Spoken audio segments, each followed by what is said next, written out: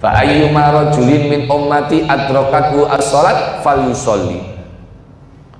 Jadi karena memang bumi itu dipakai tempat untuk sholat, maka jika seorang dari umatku mendapati waktu sholat, silakan sholat. Ketika berada di hutan, apakah perlu mencari masjid di dalam hutan? Jenengan kalau napa jenenge niku nek nang hutan niku apa jenenge? Traveling, oh camping, traveling mendaki ini loh. Maka kalau ada langgar musola yang diwakafkan kok nggak terurus, yang berdosa itu adalah kota Amir. Yang berdosa itu masyarakat sekitarnya. Wong takmir wis soro. Ayo gantinya nek iso nek gelem ngono.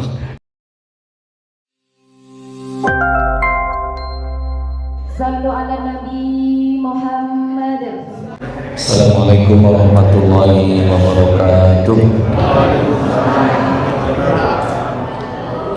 Alhamdulillahirabbil alamin wassalatu wassalamu ala asyrofil anbiya'i wal mursalin wa ala alihi wa sahbihi ajmain, amma ba'du.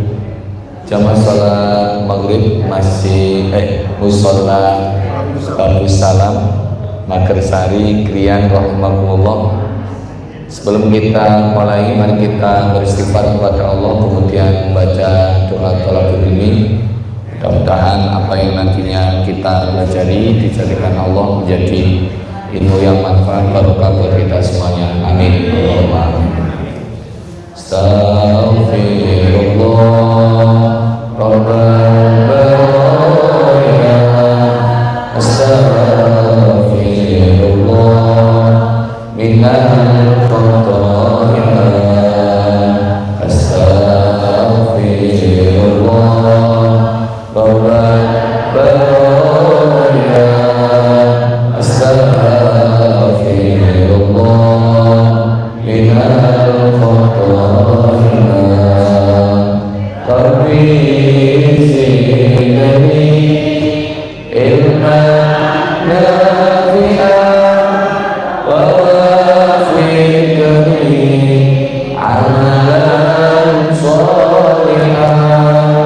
Rabbi zidni ilman nafi'an wa wafiqni amalan shalihan. Amin ya Allah, amin ya Allah, amin ya Allah,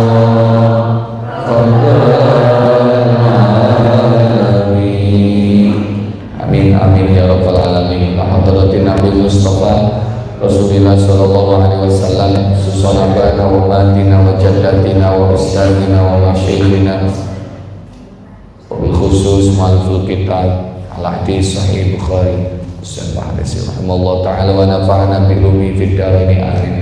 Al-Fatihah. A'udzu billahi minasyaitonir rajim. Bismillahirrahmanirrahim. Alhamdulillahirabbil alamin arrahmanir rahim maliki yaumiddin. Iyyaka na'budu wa iyyaka nasta'in. Ihdinas siratal mustaqim. Shiratal ladzina an'amta 'alaihim ghairil maghdubi 'alaihim waladdallin. Amin ya rabbal alamin.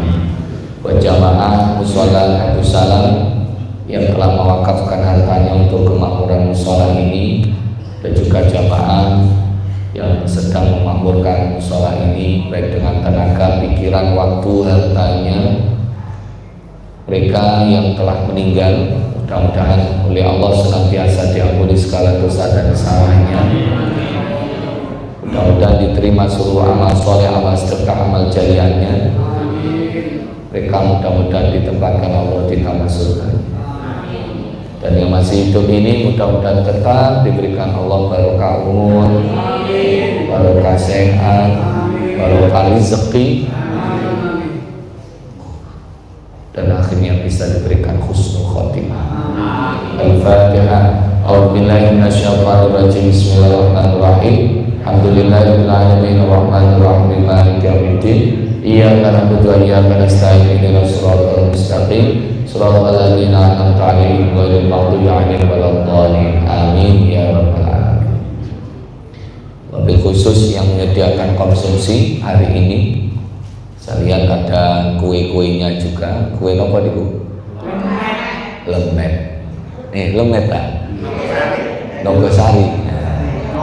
Siapapun yang menyediakan akomodasi hari ini, entah itu minum atau nasi atau kue, mudah-mudahan rezeki yang disedekahkan diterima Allah Subhanahu wa taala dan dikembalikan dengan rezeki yang berlimpah dan barokah, berikan keselamatan keluarganya, sehat walafiat.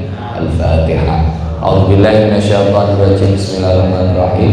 Alhamdulillahirabbil alamin arrahmanir rahim maliki yaumiddin.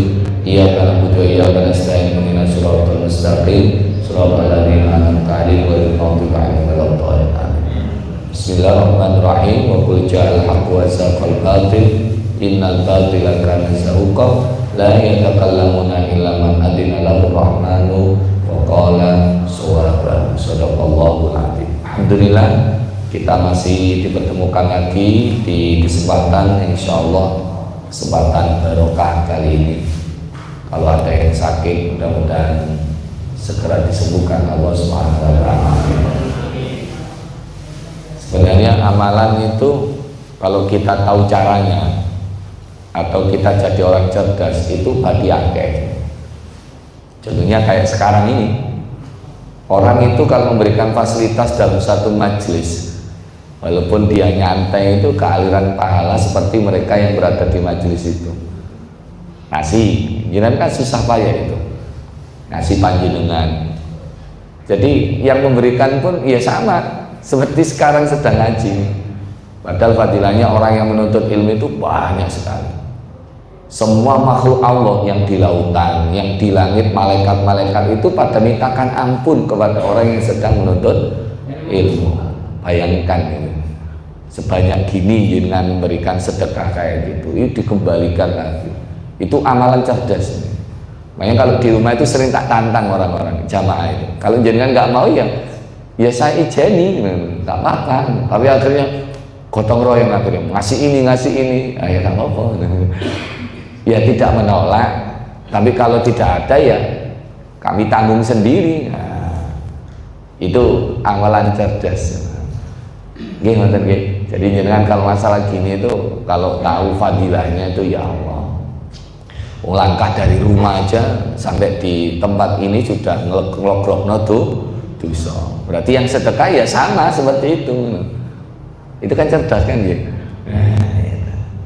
Pun. Pertemuan yang lalu tentang kenapa wanita banyak masuk neraka. Kenapa banyak? Dan insya Allah yang banyak itu yang di sini bukan termasuk yang banyak lah. Semuanya selamat dari semuanya selamat dari api neraka. Amin. Allahumma.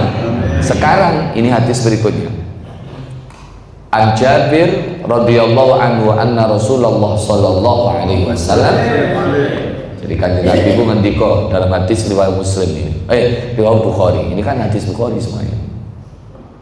Itu khamsan.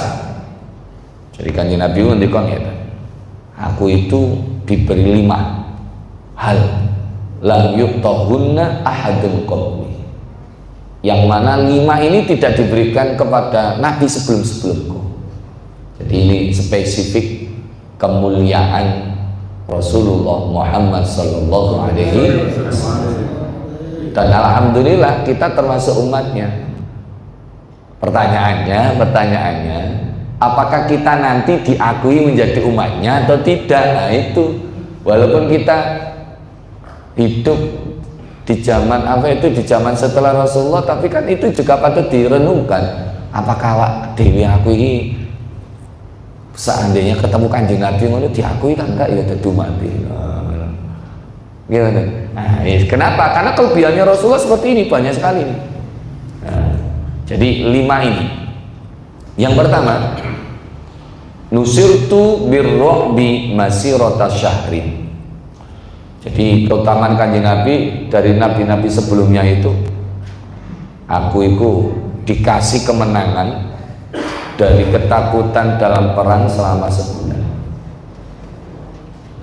Jadi musuh-musuh yang memerangi umat Islam itu zamannya Rasulullah itu dibuat takut. Belum perang aja wis kocar kacir, belum perang wis gentang gitu. Kenapa?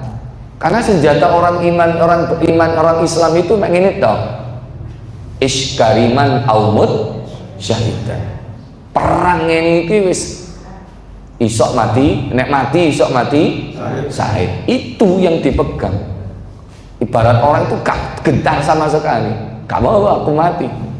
Oh, mati oleh mati syahid. Dan orang yang mati syahid itu tidak ada tempat kecuali surga. Hisab aja nggak akan dihisab, langsung itu yang mati syahid. Tapi ya jangan disalah tafsirkan. Sekarang ada misalnya seorang ngaku ustadz kemudian mencekoi santrinya agar membunuh orang-orang yang notabene bukan orang Islam karena mereka dianggap kafir. Beneran kafir, ya memang kafir, tapi kafir kan dibagi macam-macam, ada dua, kafir dhimmi, ada kafir harbi. Akhirnya siap menjadi pengantin surga, kemudian badannya itu dikasih bom, akhirnya ngebom fasilitas umum, fasilitas ibadah orang lain, karena di dalam dirinya itu mau mati syahid. Padahal yang salah sasaran itu akhirnya ya mati syahid beneran itu. Gimana? Jadi musuh yang akan mau melawan orang Islam pada saat itu dibuat gentar. Contohnya gini, perang perdana, perang Badar. Perang Badar itu orang Islam jumlahnya berapa? Cuma 313. Kaum kafir Quraisy yang mau menyerang, mau membumi hanguskan orang Islam yang berada di Madinah itu jumlahnya 1000. Coba jenengan gitu. Kalau posisinya menjadi orang Islam jumlahnya 300 lawan pasukan sing jumlahnya 1000. Ya napa kira-kira? Nah, perang dulu dengan sekarang beda. Kalau sekarang ini sengidan. Tapi dulu itu face to face, depan gimana? Kan beda kan?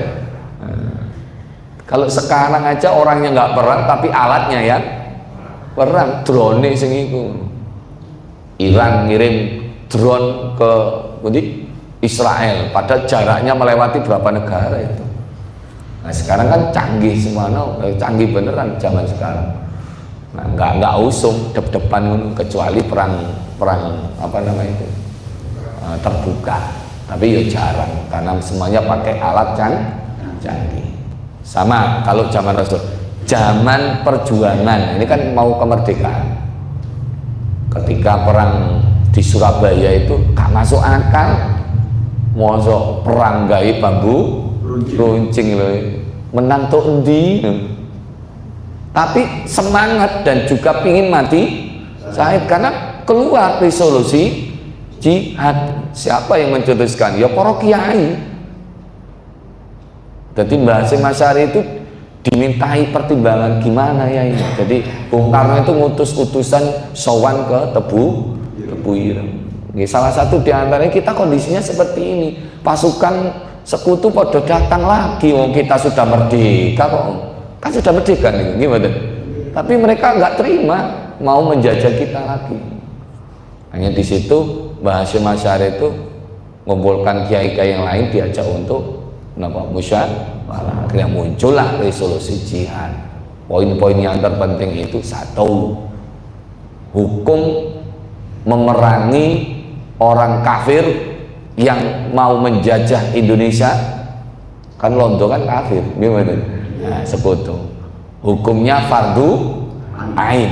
Jadi setiap orang wajib membela NKRI.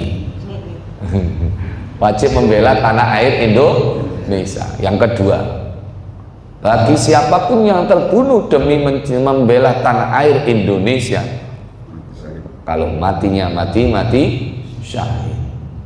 Yang ketiga ini serem. Siapapun yang membantu kafir yang menjajah Indonesia itu dicap pengkhianat dan hukumannya adalah mati. Itu resolusi jihad. Akhirnya apa? Ya berjuang kok, santri-santri keluar semuanya. Untuk tujuannya untuk mengusir penjajah. Sama mungkin nih, seperti saudara kita yang di Palestina. Mereka punya senjata apa?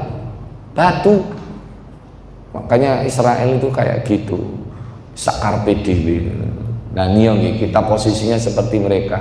Ngaji ini iso tak betul? Betul sakit jamaah nggak bisa. Ketika kemarin hari raya aja sholatnya ya iso gimana? Makanya sempat ada khotib itu khutbah tersingkat. Cuma khutbah tersingkat. Jadi ketika naik ke mimbar kemudian cor kasaran ngeten. Kalimat saya sudah tidak ada gunanya lagi selama kita masih belum bisa membela saudara kita yang ada di Palestina. Udah selesai, ayo kita sholat. Saiki ngono-ngono ya siji. Ngipun. Jadi musuh itu mau merangi orang Islam itu dibuat gentar. Yang sedikit kelihatan banyak. Oh. Di samping itu perjuangan orang Islam pada saat itu ya enggak sendirian, dibantu Allah melalui malaikatnya Allah. Bayangin ya 300 lawan 1000, 1 banding 3, 1 orang lawan 3, depan bisa. Alatnya juga mereka canggih, mereka juga lengkap. Orang Islam kan dadaan itu. Nah, tapi kemenangan diberikan Allah kepada orang Islam selama taat. Akhirnya perang Uhud pun menang aslinya, tapi berhubung ini ada pasukan pemanah yang disuruh untuk sebagai brigade depan, sebagai pengintai, sebagai pengawas atau sebagai pertahanan terakhir, ternyata ikut-ikutan royoan harta rampasan perang. Nah itu dimanfaatkan oleh Khalid bin Walid pada saat itu belum masuk Islam. Itu kocar-kacir, akhirnya 70 orang terbunuh, dan termasuk di dalamnya adalah pamane Kanjeng Nabi sing sinten namine Sayyidina Hamzah bin Abdul Muthalib. Jenengan kalau di Madinah pasti akan diajak ziarah ke syuhada Uhud, 70 orang di situ. Mudah-mudahan bisa ke tanah suci Mekah Madinah. Amin. Amin Allahumma amin. Kalau ada yang bareng ya monggo. Saya tanggal 9 September berangkat. Tak tinggal 12 hari. Rutinane bayi sedih 1 kali. Nih, Bon. Jadi itu kelebihan. Setelah itu perjuangan kemenangan Nabi itu perang-perang semuanya menang kecuali Uhud tadi. Itu sebagai pelajaran bahwa kalau pasukan tidak taat kepada Rasulullah sebagai pimpinan tertinggi, ya akhirnya ya hancur. Mau dipeseni ojo ning dindi sampai selesai ngono yo tergiur. Makanya kan ini nanti yang kedua nanti ada ujung-ujungnya ghanimah nanti. Yang kedua, wa ju'ilat li al-ardu masjidan wa tahuran. Jadi kelebihannya Rasulullah, umatnya Rasulullah itu dijadikan bumi ini bisa jadi tempat sholat dimanapun kecuali tempat kotor, misalnya toilet nggak boleh dipakai tempat sholat. Harian sopok hati sembahyang toilet ya. Tapi ya bisa jadi kan mungkin sampai gak nol akhirnya toilet itu kayak sholat. Gimana? Nah, Ustaz, kalau seandainya ya di bawah itu toilet, atas itu masjid, gimana? Ya kan bukan toiletnya. Gimana? Ketika sholat kan dia tempatnya kan bukan toilet. Lo itu kan di atas toilet. Ya beda lah di atas dengan itu. Kan banyak masjid itu toiletnya di bawah. Masjidil Haram, Masjid Nabawi itu toiletnya di bawah semuanya. Bahkan parkir pun juga di bawah. Sholatnya ki ndukur. Bedakan dengan sholat di dalam toilet. Yang nggak boleh itu sholat di dalam toilet. Sakit paham ya, Mas? Nah, sama halnya ketika selain toilet nih, sholat di tempat penyembelihan hewan itu juga boleh. Sholat di tempat sampah, itu juga nggak boleh. Jadi semuanya suci kecuali tempat yang memang najis. Jadi bumi dimanapun boleh dijadikan tempat sholat, dijadikan masjid. Makanya itu kelebihan umat Kanjeng Nabi dibanding dengan yang lain. Umat yang lain itu harus di tempat ibadah, di gereja, di mana itu harus di situ. Kalau umat Islam dimanapun, lapangan boleh. Itu digawe angon wedhus ya Ustaz, akeh. Tapi sekarang jarang orang itu punya peternakan kambing, apalagi kampung sekarang gimana? Ya nek dulu gitu, sekarang jarang. Nggih, jadi Allah menjadikan bumi buat Kanjeng Nabi, bumi dan juga dijadikan bumi itu sebagai masjid dan itu suci. Ya, kecuali apa? Kecuali memang tempat itu najis. Sholat di jalan raya boleh? Boleh. Ya boleh nek dindek, nek pas rame yo gak boleh. Paham? Ya kalau sudah berhenti ya boleh. Makanya Masjid Kauman ini sholatnya di jalan raya. Apa atau Masjid Kauman? Musola sini nek sholat nek pas hari raya di mana? Jalan. Seandainya nggak ditutup boleh pakai sholat. Ya nggak boleh ganggu itu. Gimana? Gue nang ono-ono kalimat ini sholat itu gak oleh dilanggar ya. Sholat kok gue langgar. Gimana? Sholat kok dilanggar. Jadi bahasa itu kadang ambigu gitu. Langgar itulah yo coro Jawa, coro Arabe musola. Coro Jawa ini sing rada halus surau. Nggih. Surau. Nggih, bon. Jadi bumi ini semuanya bisa dipakai untuk masjid. Untuk tempat sholat karena suci. Semuanya suci.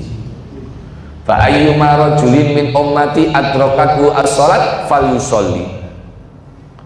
Jadi karena memang bumi itu dipakai tempat untuk sholat, maka jika seorang dari umatku mendapati waktu sholat, silakan sholat. Ketika berada di hutan, apakah perlu mencari masjid di dalam hutan? Jenengan kalau napa jenenge niku nek nang hutan niku apa jenenge? Traveling. Oh, camping. Traveling kuwi mendaki niku lho. Dalam camping laku lapangan yang tekno ning. Ya wis ngoten lah, wis ngoten iki padha karone ya. Nggak ada yang suka gitu, saya juga nggak pernah. Ya pernah tapi ya dulu. Jadi misalnya dalam perjalanan ke hutan, waktu sholat, pengen sholat dimanapun boleh. Beber apa? Sajadah sholat. Loh kiblatin ini gampang. Sekarang banyak kompas, bahkan HP pun bisa. Oh ini arah kiblat ke sini. Gak ada sinyal. Akhirnya delok Srengenge. Awak dhewe iki dari Srengenge itu sebelah mana? Kalau siang Srengenge ini kan di atas Pak. Lagi arahnya kan dari bayangan itu. Nggih, wis pokoknya wis gak mikir wis pokokan kok nek ngono-ngono ya mesti sedia arah apa jenis kompas lah lapo. Saya nggak paham tentang apa itu pendaki-pendakian niku. Nggih. Karena dulu saya pernah daki di Bukit Tursina. Gak tanggung-tanggung. Menjelajahi tempatnya Nabi Musa mendapat wahyu. Jadi berangkat malam sekitar jam 1-an karena sudah ada jalan setapak, tapi tidak ada air, semuanya batu tok. Terus nek pipis gimana? Ya dengan air minum itu. Nah, dari malam jam 1, jam 2, jam 1-an apa ini? Mulai bergerak. Sampai di sana para subuh. Dan akhirnya melihat terbitnya matahari. Oh, ada foto-fotonya. Ya dulu ya melok-melok ngono iku. Mumpung kok kono. saya dulu suka nglobo, saya apa doanya nih apalagi hobi foto, kamera itu jebret mana. Sakingan dulu nggak ada HP.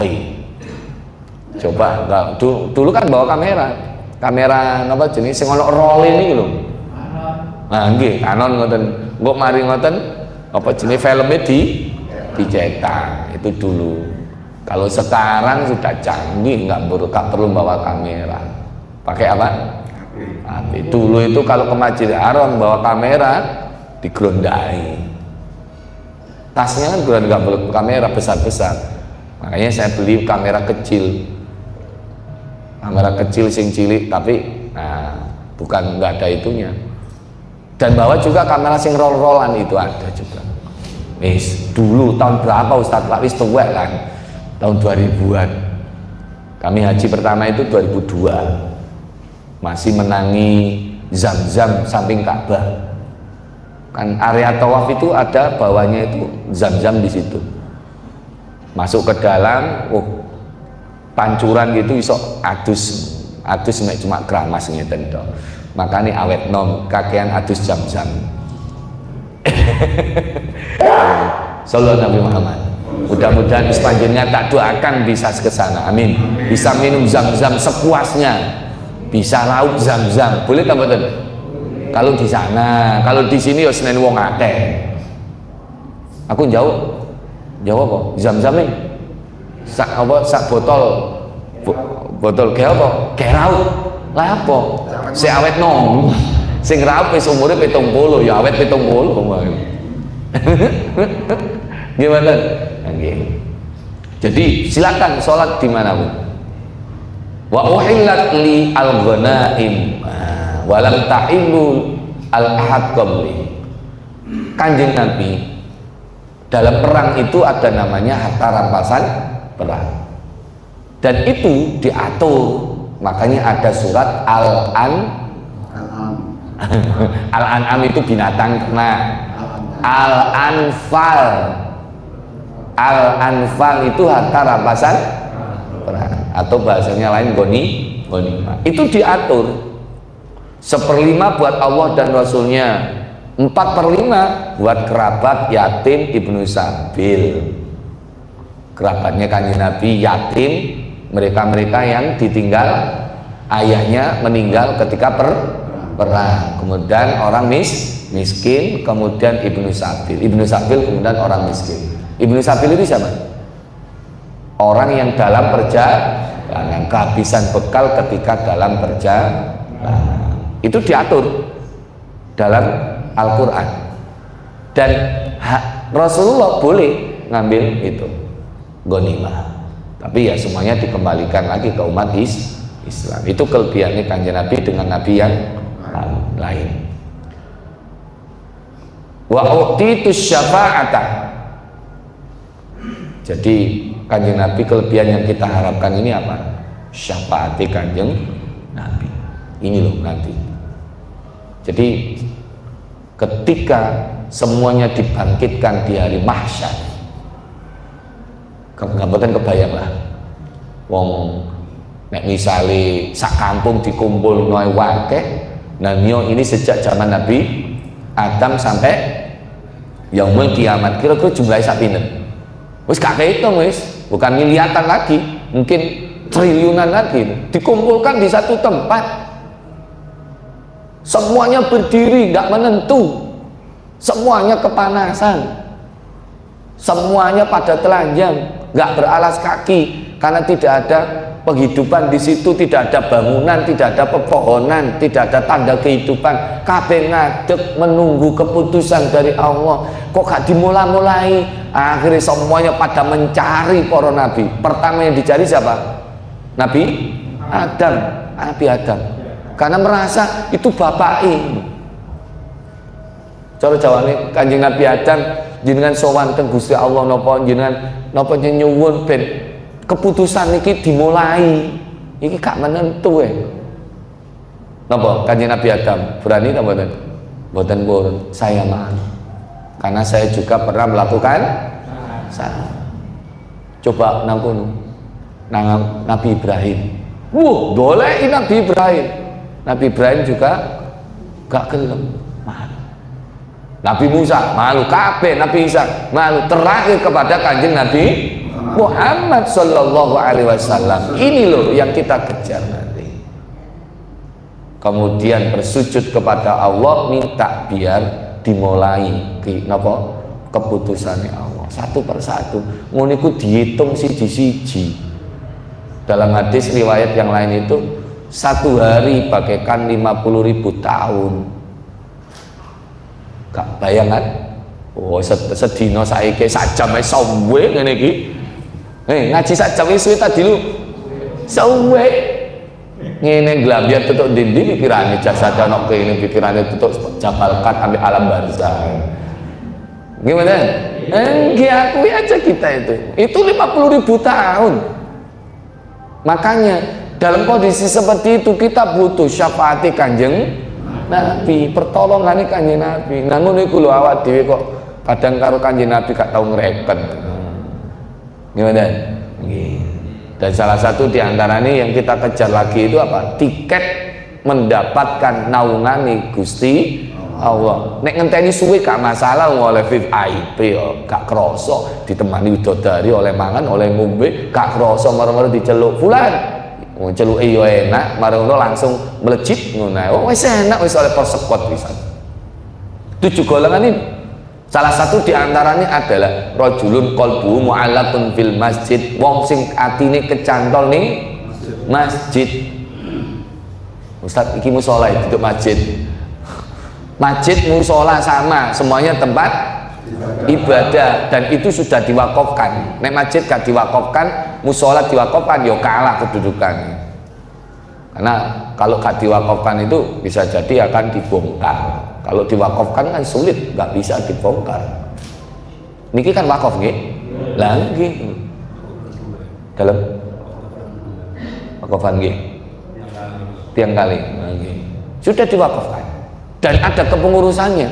Maka kalau ada langgar musola yang diwakafkan kok nggak terurus, yang berdosa itu adalah Amir.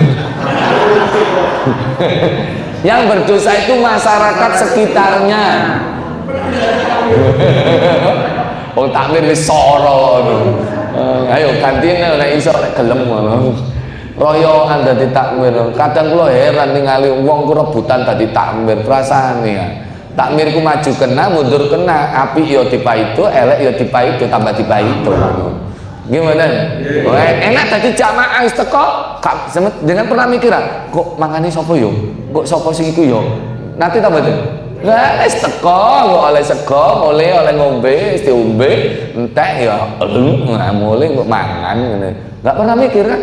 Sing mikir sinten? Amin. Iya. Ngono kok dibuka. Kok gak pantes ngene dapurane kok masak iki opo. Salah maneh gimana?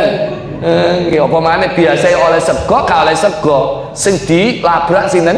Amin. Lah iya gak enak kan? Gak enak ada pengurus itu. Makanya ini taruhannya kunci surga. Kunci tiket ini kalau yuk pipani Gusti Allah itu tadi. Hati ini kecantol nang masjid. Ya apa carane masjid musola iki ben makmur. Yang dipikir itu aja, itu kayak bekal nanti. Di saat orang pada menunggu gak menentu, sudah ada tiket. Bah niki jenengan mepet. Napa niki? Oh sampean biasa ngopeni omahe Gusti Allah. Enak ta mboten? Oh alah, delok kok jero. Lah, kok ayu-ayu widodarine. Ngono niku gak mikir kok ngono, kok jaba urusane kok ngono. Kalau sudah saat seperti itu wala taziru waziratu wizra ukhra, wis dhewe-dhewe pisan. Orang tua nggak ingat anak, anak nggak ingat orang tua, konco wis gak eling udah. Kenapa? Karena sudah di dirinya sendiri. Kalau masih hidup ngene iki, masih di alam barzah belum kiamat, masih bisa.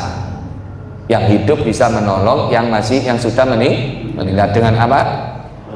Doa, didoakan, disedekahi. Disedekahi masih ngomong sedekah nawa mati dan sedekah ke orang lain tapi pahalanya diberikan kepada yang meninggal. Oh iki rek bapak iki sakno tanah syarat-syarat iki tak dole tak wakaf nih. Nah itu berarti ngali. Itu nek anake ngerti, nek anake gak ngerti malah tuh karang, malah royoan, malah gak wau pecah antara saudara sing sakno sinten. Makanya nek iso balik ngono paling pacut temenan ger anak turunku kowe ora wirang padha badhok warisanku. Lamun aku bisa balik ing alam dunya kabeh taring kesi wis. Bakal taring kesi dunyaku sing isi ono nek rong ini awam tak warisi kok tambah tukaran biyen yo gak tak waris-warisi tak sadurunge mati yo tak dol tak kok mulih ngono. Usola iki lho kurang apa iki tak apa? Tak dandanane ngono. Gimana? Riyen sing bangun-bangun ini duit sinten? Ayo, kalau kita lo mendeliki musola nih kalau sing zaman dahulu nih, zaman dahulu seperti itu kok sulat dadi ngeten duit di sini. Masyarakat. Dalam. Warga ngoten ya. Alumni Magersari yang sukses, nah, enak, cerdas itu. Sudah meninggal, walaupun sudah meninggal, ngalir terus. Gimana? Dapat istana lagi. Man bana masjidan banalahu baitan fil jannah. Kono istana, duduk istana tok yo sak isi sini. Sinten di sini? Widodari. Nek wedok widodari. Nggih, wonten sing tangglet nih, monggo. Nggih, dalem. Sinten? Mas Hanafi. Oh, Umi, monggo Umi. Nggih.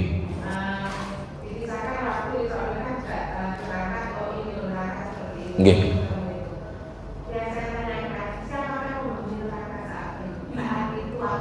Oh, nggih. Wah, pertanyaan cerdas ini. Ini kayak tesis ini. Ujian skripsi lah. Gini. Surga, neraka sudah ada. Widodari sudah ada. Dan itu belum ada yang menjamah widodari. Masih perawan. Ting lagi. Makanya ada namanya widodari itu merindukan. Siapa? Ya manusia ini. Siapa manusia yang dirindukan widodari? Salah satu diantaranya it'amujian, orang yang memberikan makan orang-orang yang sedang lapar. Sampai lapar napa badan? Nah, ini durmangan kan? Bodoh. Bodoh. Berarti sing sedekah ini dirindukan itu dan niku ya Ustaz sing sedekah wedok ya widodoro. Ya hasil ini ya sama perempuan itu ya dapat kenikmatan juga. Ya pendamping yang menawan hati. Nah, sedangkan neraka gimana? Neraka yang masih berteriak terus. Neraka itu menunggu. Jadi semua ini fasilitas kalau sudah kiamat. Sekarang sudah ada penghuninya siapa? Yuk nyala terus. Semakin panas dan seterusnya. Gak kebayang itu. Belum ada penghuninya karena belum kiamat. Loh, pas Isra Mi'raj gimana itu? Itu digambarkan. Hanya Rasulullah yang digambarkan kayak gitu. Orang yang mati suri aja nggak sampai masuk ke situ.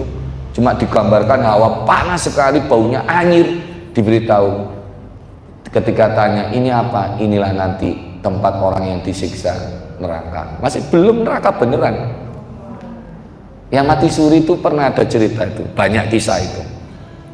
Yang mati suri. Kemudian ditunjukkan hawanya sejuk, pandangannya enak, dan seterusnya. Apa ini? Inilah balasan bagi mereka yang taat nanti. Kemudian dilihat orang royoan, makanan. Siapa itu? Itulah orang-orang yang nggak pernah diingat keluarganya. Artinya mengharapkan doa-doa orang Islam pada umumnya. Nek pas Jumatan, nek mari sholat, royoan. Loh itu kok menengahi, nyantai. Itulah orang yang selalu diingat oleh keluarganya. Nggak perlu royoan, kirimanin lancar terus. Bangun dia. Ternyata ya seperti itu. Makanya ada hadis doa lidahur roh. Doa itu panganane roh. Orang meninggal itu gak butuh apa? Tuh, butuh doa. Dan sedekah itu kan doa juga. Gimana? Ngoten nggih. Nggih. Pun angel-angel nih kan. Sesama santri nggak boleh menjatuhkan Santri itu biru nggak kalau cerdo kayak gini. Tambah beras kayak gini. Pulau Gontor lawan tambah beras. Sak dulur nih, sak dulur. Gimana Mas?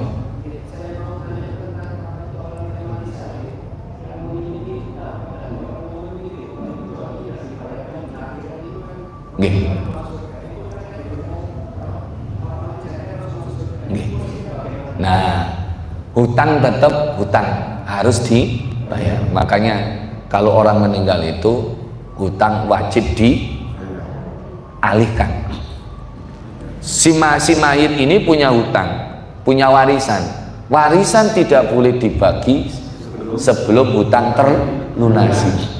Warisan, si mayit itu punya warisan tanah seharga 1 miliar, ternyata utangnya 2 miliar. Yo mewarisi, bukan mewarisi harta tapi mewarisi utang, maka uang yang wajib nyauri sinten anak. Lah ya gak oleh harta malah oleh utang, resiko. Nah bagaimana orang yang mati syahid?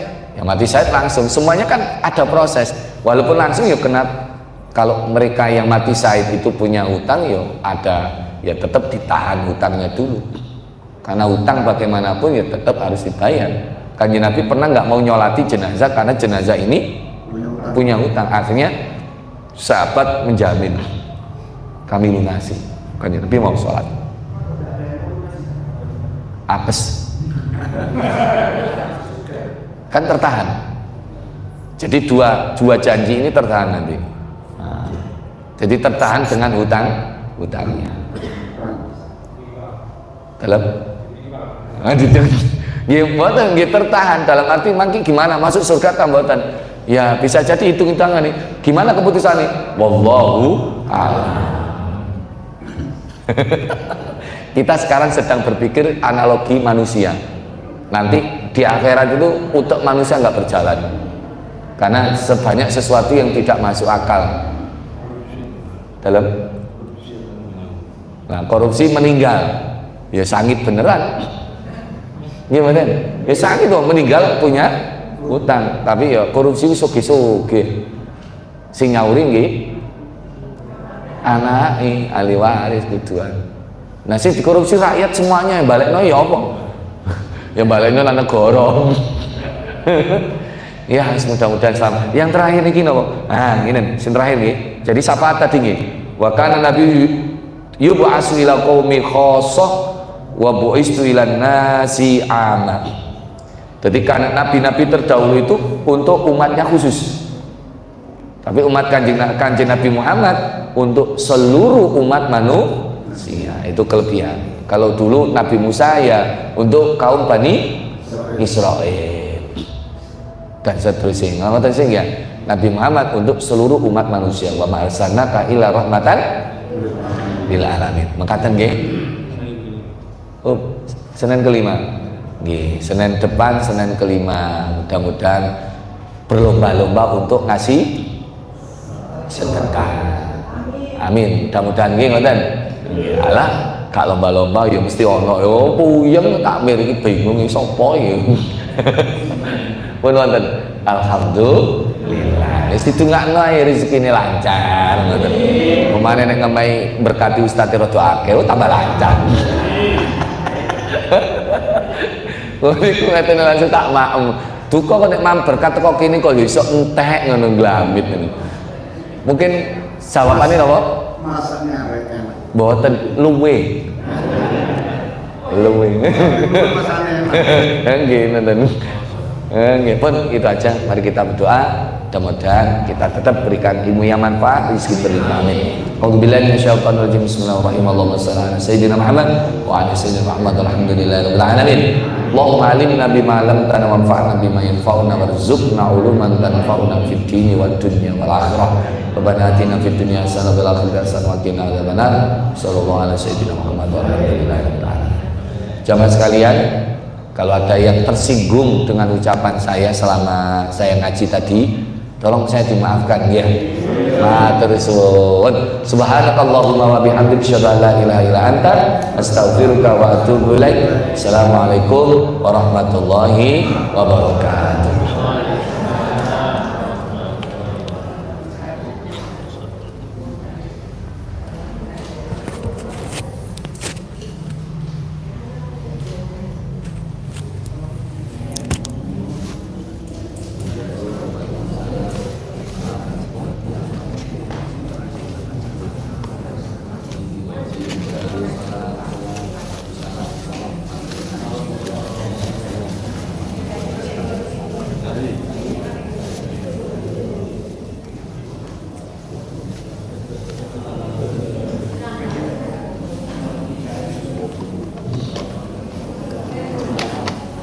ada duit akses kita betul-betul semua.